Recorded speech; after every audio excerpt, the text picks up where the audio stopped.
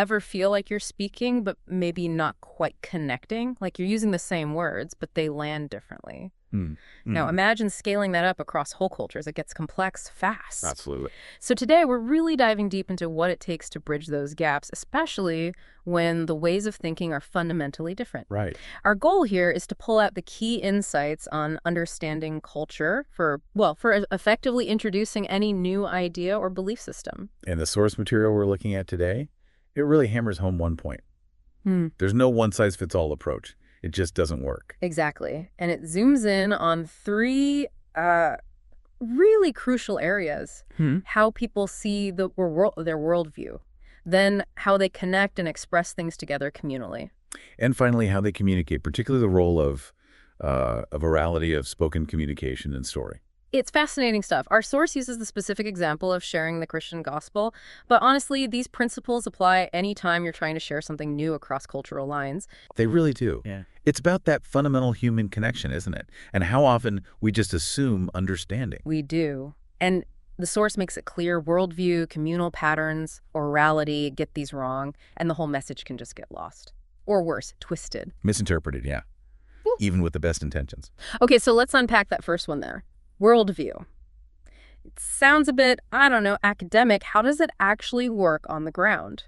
Well, think of it like the operating system of a culture. It's the shared, often unspoken assumptions and beliefs. The core logic. It shapes how people act, think, make sense of everything. Their social life, politics, religion, family, everything. Right. And the critical point our source makes, by Dr. Jim Slack actually, is that genuine change, or what he calls spiritual transformation, it has to engage with that existing worldview. You can't bypass it. Okay, so you can't just layer something new on top. Exactly. Slack makes 3 key points here. First, you absolutely have to identify and consciously address the existing worldview when you're introducing something new. Makes sense. Second, just sort of throwing out a generic presentation, one that doesn't connect to their specific worldview, is usually ineffective. Falls flat, like you said. Yeah, you can imagine. And third, and this is crucial for anyone, trying to build communities or disciple people, understanding the worldview is vital to avoid syncretism. Syncretism. That blending where the new idea gets kind of watered down or mixed up with old ones, losing its original meaning. Precisely. It prevents the development of, authentic faith or understanding in this context. You need to understand the starting point to guide people effectively. So figuring out the worldview is like getting a cultural map. It really is. Yeah. It helps you pinpoint the core of their culture, their ethnographic center, as the source calls it. Okay. It helps you spot the bridges, things you have in common, similarities you can build on. Like connection points. Yeah. And also the barriers, the cultural hurdles or points of potential conflict or misunderstanding that you need to navigate carefully. Right. And it helps avoid that syncretism we mentioned. And it clarifies the essential core beliefs that absolutely must be communicated. And importantly, it even helps figure out the best stories or examples, like which Bible stories will actually resonate and convey those beliefs effectively. It sounds like doing your homework is non-negotiable. Absolutely essential. Our source mentioned Philip and the Ethiopian official. That's a great illustration, isn't it? It is. Philip didn't start from scratch. The official was already reading Isaiah, familiar with the Jewish worldview to some extent. So Philip could connect Jesus directly to what the official already knew. He assessed the existing knowledge. Exactly. He met him where he was. And that principle holds true. If you're talking with someone, say from a Roman Catholic background, they might already grasp God as creator, Jesus as the Son, the crucifixion. Shared foundations. Right. So you might be able to move more quickly to discussing, say, salvation through Christ alone, or Jesus as the only mediator, concepts that might be less familiar. But that doesn't mean you skip the Old Testament entirely later on? Oh, no, not at all. It's just about the starting point.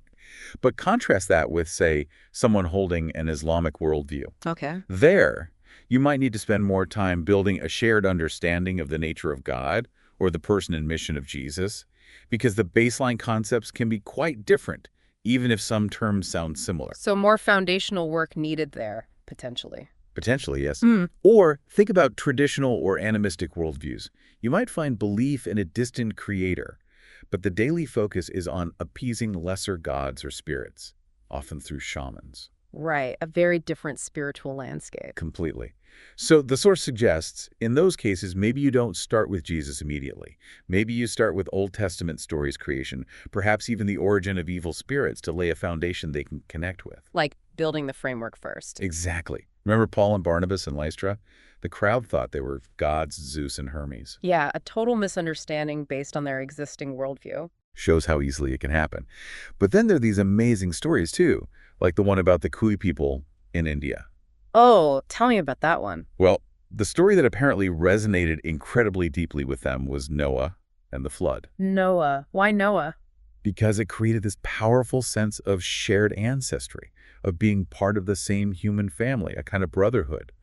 And for them, that connection became a major reason they wanted to become Christian, for social inclusion, for identity. Wow, that's unexpected. A connection through shared origins. It highlights how you never quite know what will resonate until you understand the culture. And sometimes, the source notes, it's something dramatic like a miracle, a healing or deliverance that creates openness. Okay, so that gets people's attention. Yes, but they might only know Jesus as, say, the healer God. Yeah. They don't necessarily grasp the whole picture of salvation. So you still need to introduce the Jesus of salvation through his story. You build on that initial opening. Precisely. And you see people like Tom Dyson, mentioned in the source, working in Oaxaca, Mexico. He wasn't just translating Bible stories. He was carefully selecting and crafting them, using culturally relevant terms and concepts. So it wasn't just word for word, it was meaning for meaning. Exactly. Conceptual translation, ensuring the message was truly understood and received within their specific context. It really drives home how fundamental this worldview analysis is. It's not optional. Not if you want effective communication, discipleship, church planting, any kind of genuine connection. And the source even gives practical questions, right? About worship practices, why people worship, when, where, who leads the rituals. Yeah, it encourages a really deep dive. And for anyone wanting to go further, it mentions resources like the Manual to the Edge or J.O. Terry's work on Worldview. Very helpful tools. Okay, so understanding the individual's or group's fundamental view of reality is step one. That leads naturally into the second lens, understanding communal worship patterns. Right, because faith, or any strongly held belief system really, is often expressed together, communally. But how people do that, or even if they do that comfortably, varies enormously. So it's not just individual belief, but how it plays out in a group setting. Exactly. And this has huge implications if you're trying to, say, establish a new community or church. How comfortable are people gathering? Who do they trust to lead? What are some examples of these variations? Well, think about Muslims. There's a very strong tradition of communal prayer 5 times a day. That's deeply ingrained. Okay, so gathering is normal. Yes, but there might also be, depending on the context, a degree of suspicion towards outsiders, especially outsiders trying to lead a different kind of spiritual gathering. Trust is key. Right, so the idea of communal worship is there, but the specifics of a new group might be a barrier. Potentially. Or take Filipinos with a strong Catholic background. They're very familiar with communal devotion, saints' days, fiestas, mass. So community and faith are linked. Definitely. But the specific idea of gathering as, say, a non-denominational church body, meeting in a home perhaps, might feel quite different from attending mass in a large church building with a priest. It's a different form of communal expression. Different form, yeah. And then contrast that again with, say, Hindu traditions. While there are large festivals, a lot of Hindu practice is very individual or family-based personal puja, visiting a specific temple. So the idea of gathering weekly as a distinct religious community might be less familiar. It could be. There might be reluctance to gather communally in that specific way. And for animistic groups, the source mentions, worship is often centered on the family or clan. Why is that?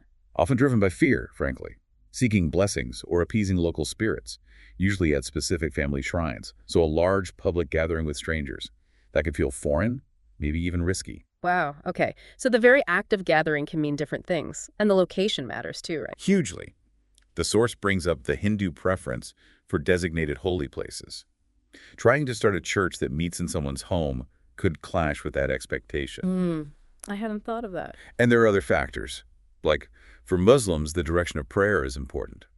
Or some tribal groups might prefer simple natural shelters over formal buildings. Security can be a major issue too, forcing groups to meet secretly. Which obviously shapes how they function. Absolutely. And who leads?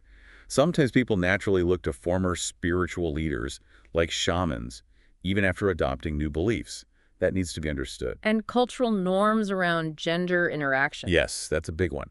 How men and women interact in public or shared spaces can dictate whether you need separate meetings or how you structure gatherings to ensure everyone feels comfortable participating. It's such a complex web. Yeah. And then there's the practical sides, like supporting leaders financially. Right. The source notes that in some traditionally Roman Catholic areas, for example, the concept of regular tithing to support a local church leader might not be common practice. So you can't just assume that model will work. No, you need creativity. Yeah. Like the examples given, the Ku people in India auctioning farm produce for the church. That's brilliant. Using what they have. Or the tithe garden idea in Central America, where a portion of land is cultivated specifically for the church's needs. Finding culturally appropriate solutions. I like the mention of Calvin Fox's farmer-pastor model, too. Yes, equipping leaders to be self-sufficient through agriculture, especially in low-income areas. It's practical and sustainable. It all ties back to understanding the existing context. And one more point on this section, introducing the idea of church itself. Oh, yes. Thora Broyle's point about her work in Africa.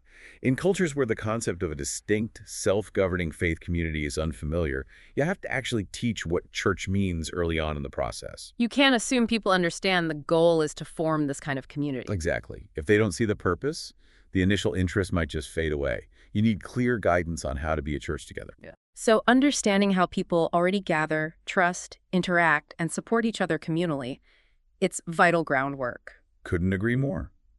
Which brings us perfectly to the third lens, understanding orality, how people communicate, learn, and share information verbally. Right, because in so many cultures, the spoken word, storytelling, that's the main way knowledge gets passed down, isn't it? It absolutely is. Written literacy might be limited or simply not the preferred mode for important information.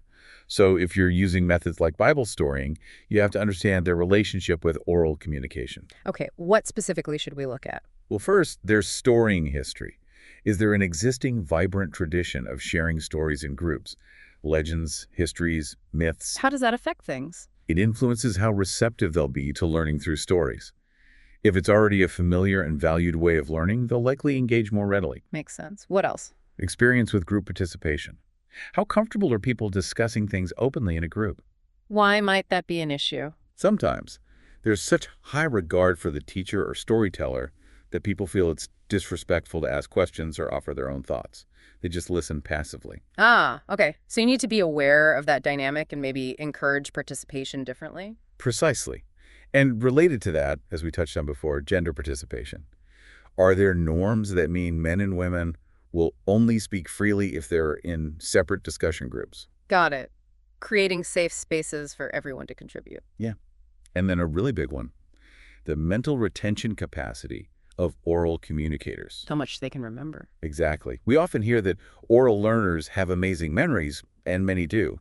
But capacity still varies. Right. You can't just dump, 20 complex stories on people and expect them to remember and retell them accurately. Overload is possible. Definitely. Especially in environments where maybe they aren't constantly bombarded with new information like we are. They might be more selective in what they retain. Interesting. So you have to be strategic about how much you share. Yes. Consider how many stories a group can realistically absorb, internalize, and then reproduce accurately themselves. If the goal is for the stories to spread organically, people need to be able to retell them. The source mentioned Lynette Thompson raising this concern, right, about reproducing a whole curriculum. Yes, that it might be too much volume, hindering the actual multiplication of the stories. Quality over quantity, perhaps? Is retention linked to their storying history? Generally, yes. The source suggests cultures with a richer, more active storying tradition tend to have a higher capacity for retaining narrative information. It's a practice skill. So for groups with maybe less practice or lower retention? Repetition becomes key. Building repetition into the storying sessions, reviewing previous stories before introducing new ones. Memory aids. And the source also suggested supplementing oral storytelling. Right. Not relying solely on live telling, but using things like audio recordings, cassettes, MP3 players, solar-powered voice boxes, or even videos where appropriate. Using technology to reinforce the oral message. Exactly. It's about a multi-sensory approach tailored to the culture. So understanding their orality, how they tell stories, discuss, remember, lets you shape the communication method for maximum impact. That's the goal. Tailoring the stories and the methodology to fit the learners, making it much more likely to stick and spread. Okay, so we've covered worldview, communal patterns, and orality. As we wrap up this deep dive, what's the big takeaway here? I think it's powerfully simple, really. If you want to genuinely connect with people, share new ideas, foster real understanding across cultures, you absolutely must do the work of understanding them deeply. It's not just helpful, it's essential. It's essential.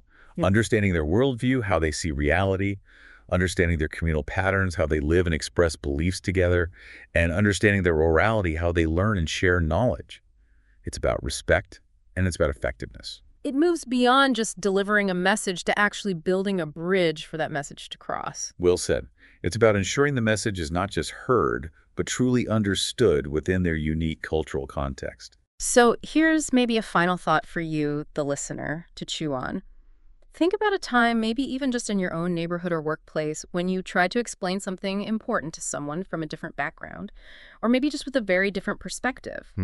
What aspects of their worldview, their assumptions, or maybe their way of connecting socially, their communal patterns, broadly speaking, or even just how they prefer to get information about it and their orality, what might have influenced how well your message landed? Yeah, what could you perhaps have done differently, knowing what you know now about these principles? It's a useful exercise, right? Reflecting on these ideas can really enrich our own interactions and help us navigate those cultural or perspectival gaps much more effectively wherever we encounter them. Absolutely. Food for thought.